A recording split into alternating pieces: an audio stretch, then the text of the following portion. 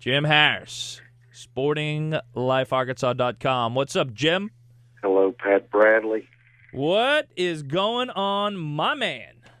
I don't know. After a night like that, I don't know about anybody else. They probably go to bed about 11 after one shining moment. But I just can't get enough and, stayed up reading the Kentucky paper or the Kentucky writers, Connecticut columns.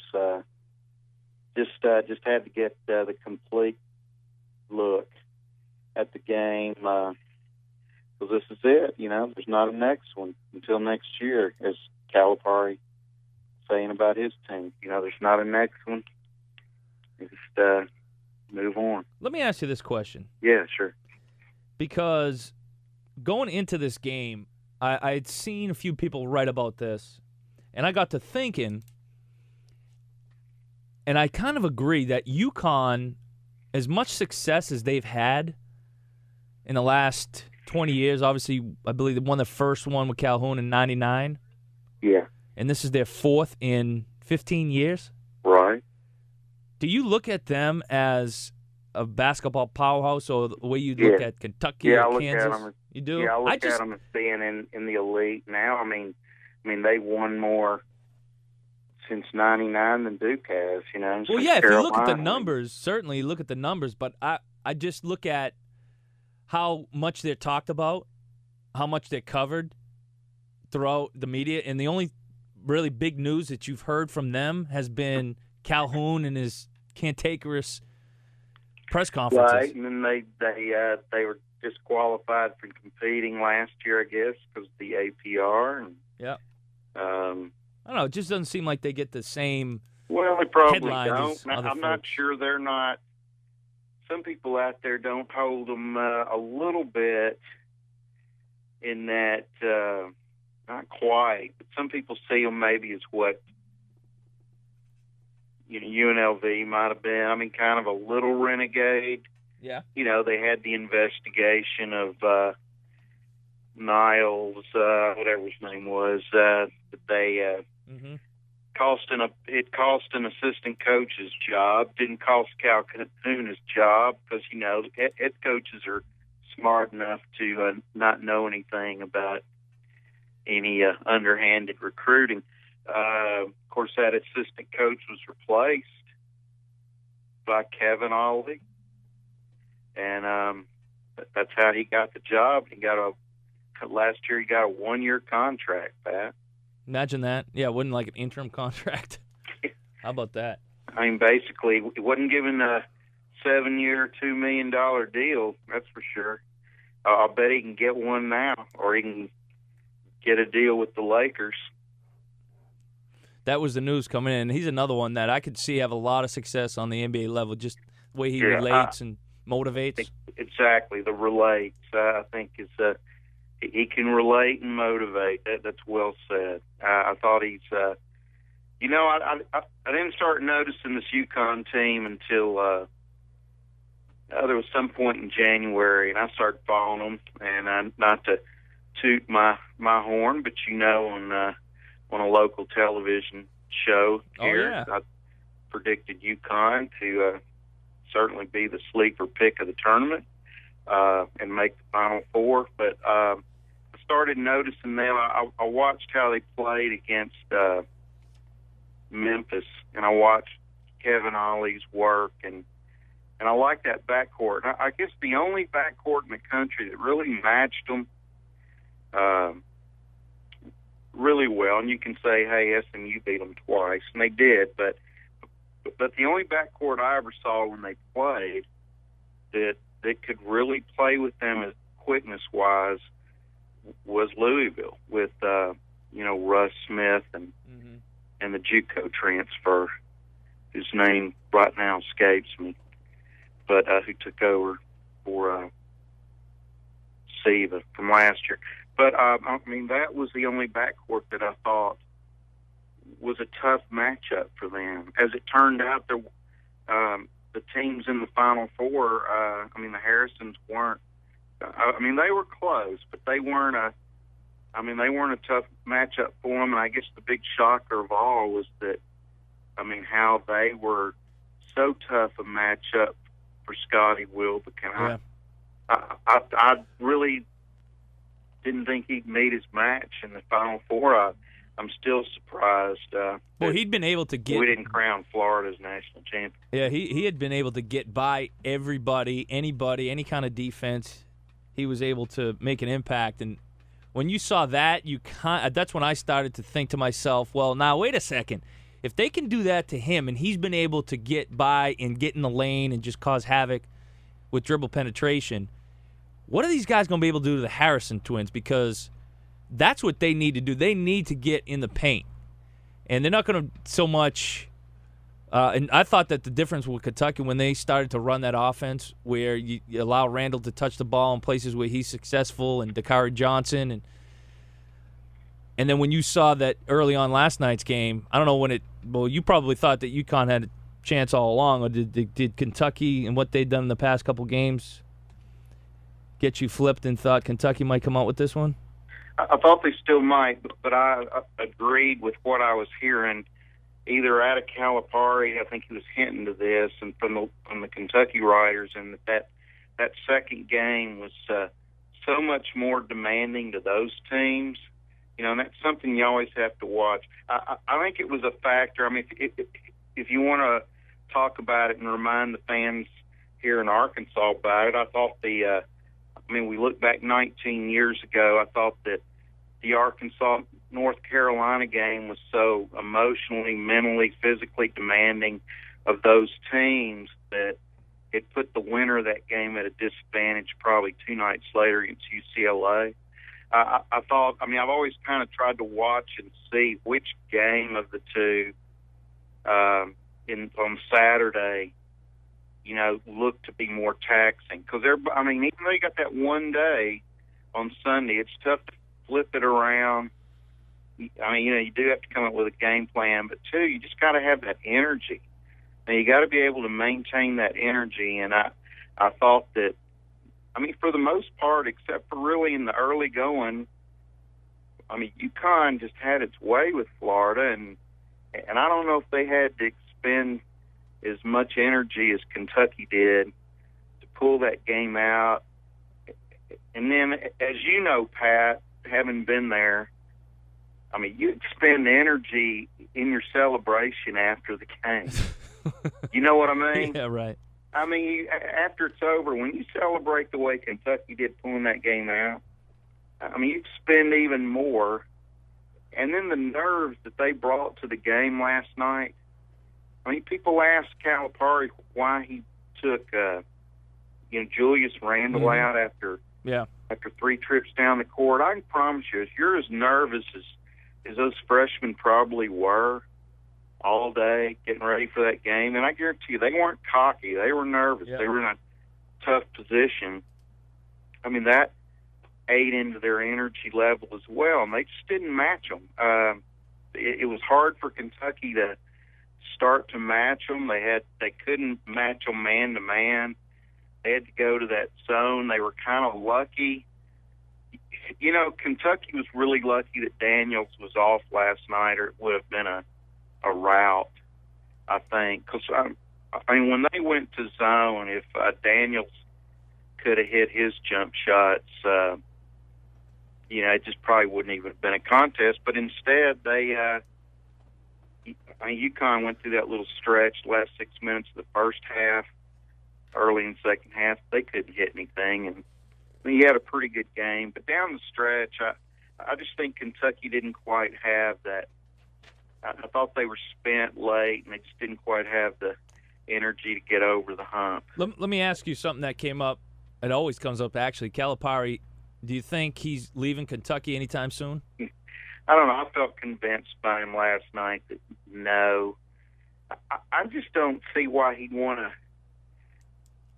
go back into the pros. I don't know if he's making $5-something million at Kentucky, and he seems to like the college game enough, and he can dominate there.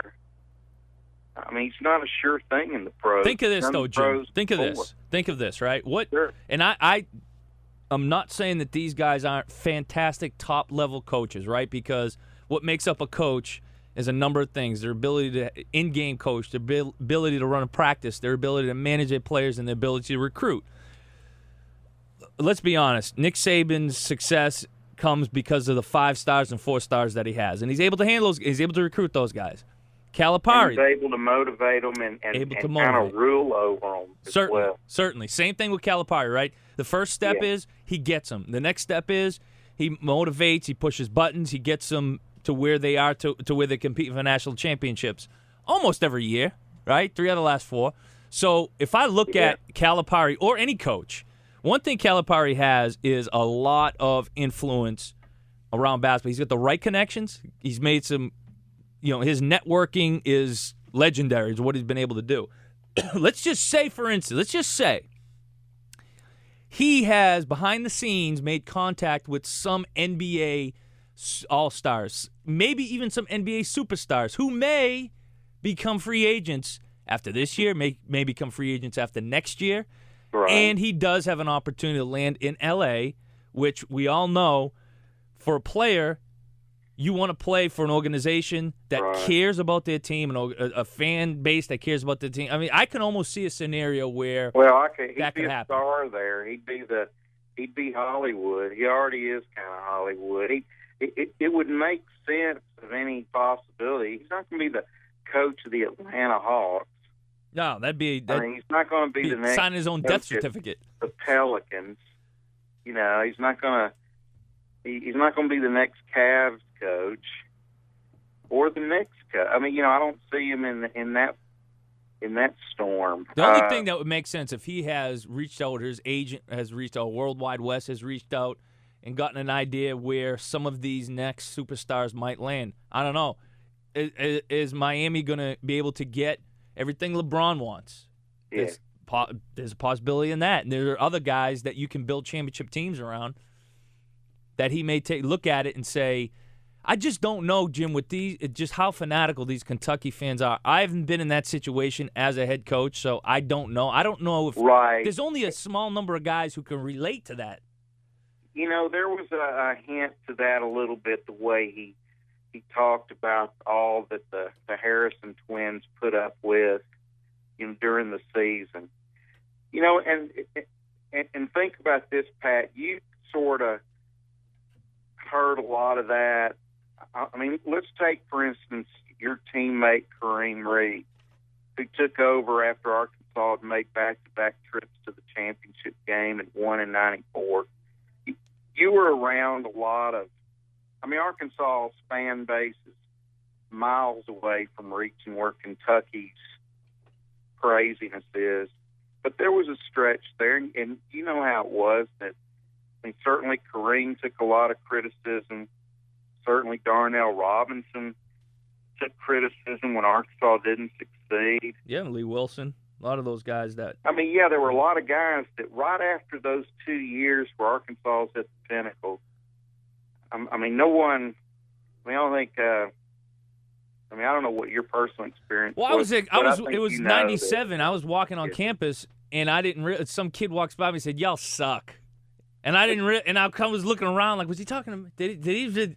And then I thought, well, I could try to hit him over the head with my chemistry book, but I don't take chemistry, and I don't have any books with me. So I'm just walking on campus to make it look like narrowly I was going to avoided class. disaster. Yeah. But that kid was lucky that day. Yeah, it was. If you think about how people had 40-0 shirts before the season started, these guys were already planning on this moment last night. And they made it to the championship game, but it was a rickety ride. As Coach Richardson would have described it. Yep. For Kentucky, and it wasn't a pleasant ride. It was not a fun rickety ride. There was a lot of downers. When they lost that Arkansas game at home, you could see the faces on television of the Kentucky fans. Like, what's going on here? We've lost to Arkansas. Poor guy got a national championship tattoo this year. How sick is that? Well, yeah, and you got just the craziness that even went on last night after they lost. It's a fan base that we don't even really appreciate unless you can go to Lexington or you go to the SEC tournament, kind of meet some of these people. But I don't know. There's something about that kind of struck a chord with me when Calipari, he obviously wasn't happy with that reaction. And the next superstar freshman class he brings in will be the same. If all these guys come back next year, it's going to be intense pressure for them to produce. I think they will. I mean, I think if Kentucky, if the Harrisons come back, even if Randall leaves, and I did want to say one thing before we got too far away from that game last night. Yeah. And I think this guy's going to leave, but I thought the first game that it really mattered that they missed Cauley Stein. Mm-hmm. I thought he was the guy. I mean, because look at their rebounding. Their rebounding was sort of brought back to earth. They're playing a lot of 6'6" guys, out there. Yeah. They put in a couple of 6'10" guys off the bench. I don't remember Dakari Johnson doing much. He kind of played like he did against Arkansas. I didn't hear of him or see him much last night. I think nerves got to him too. But they were a real average rebounding team last night, and they missed Willie Cauley-Stein's experience and board play. I mean, he's probably responsible for at least 10 or 11 boards last night that they don't get. And I thought that was a key. Well, even Marcus Lee, who broke out of his shell. He had 6 minutes. Played 6 minutes last night. Right. I mean, he a whole lot of these guys, I mean, when you went to the championship round, nerves got to a lot of them, and the experience they could have used with Willie Cauley-Stein and what he brings, shot blocking, the rebounding, was probably the one key factor that it finally reared its ugly head and made a difference. It didn't make a difference until last night. I mean, they lost him in the Louisville game.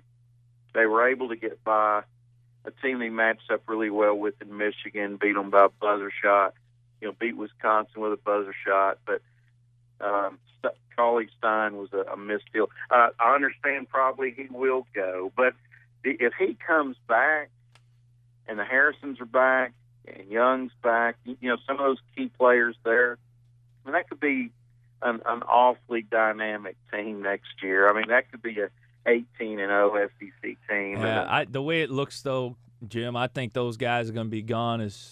If they have a chance, first-round chance, I think they're gone, to be honest with you. But we'll see. We'll see. Let me ask you something else. Yeah. Arkansas State BCS head coach experience at the spring game. We're going to get Coach Blake Anderson on, by the way, in about 15 minutes, 20 minutes. Starting bid, $2,500. Are you trying to rally the troops right now to pitch in so you can be coach? Somebody would definitely have to pitch in. I can't handle it on my own, but I'd love to get out there and call the shot. Do you remember another team doing this? Not in football. I mean, I don't think I've heard it in football. I've heard about it in basketball. I think Arkansas did it in. I coached last year. Yeah, they had some kind of deal, but it wasn't an auction. It was just kind of like a drawing to coach. Yeah, that's right. That's right. Yeah. But I think auctioning it off, that's a heck of an idea. I remember when they've, slightly off the subject, but similar, the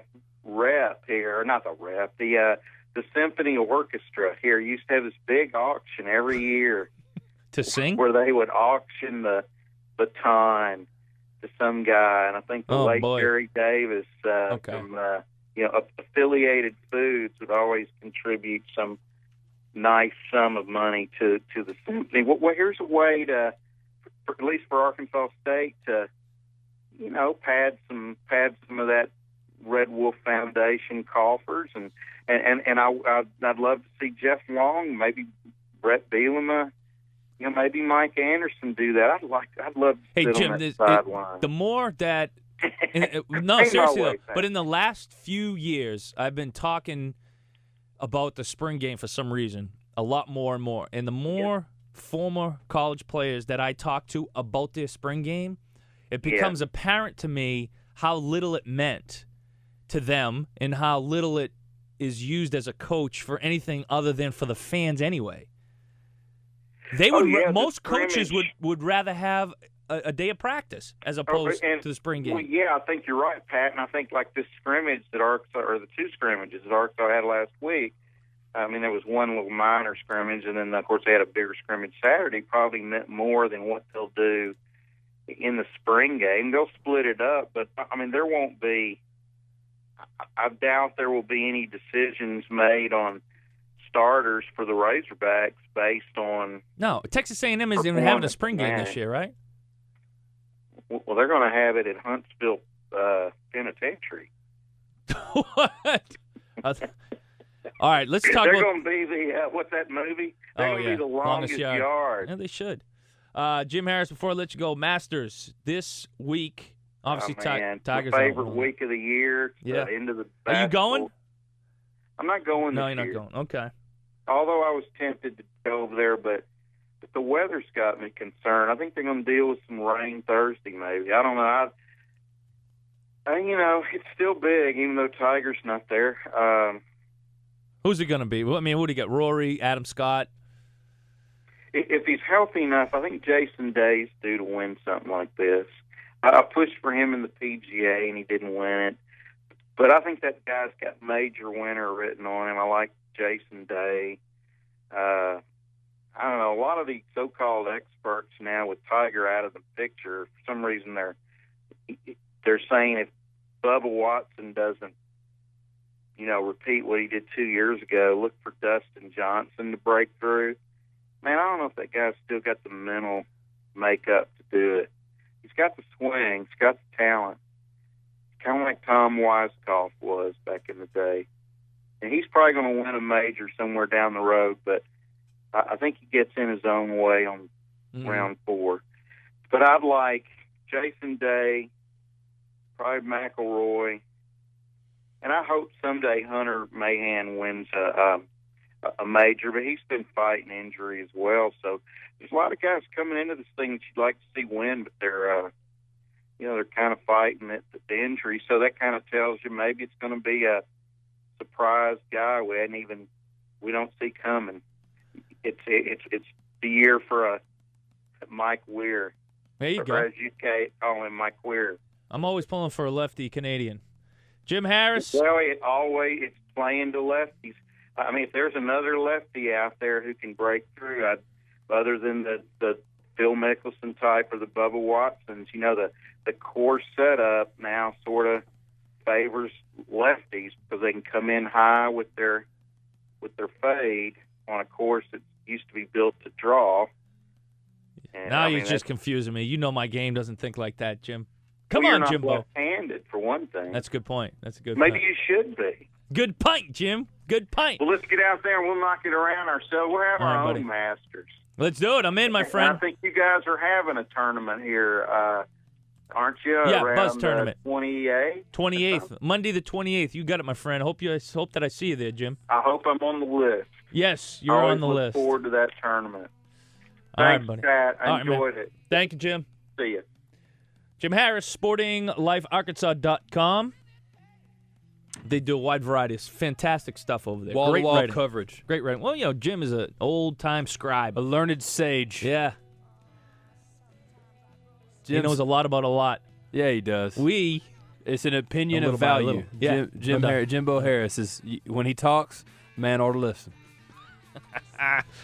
Take this break. After the break, not only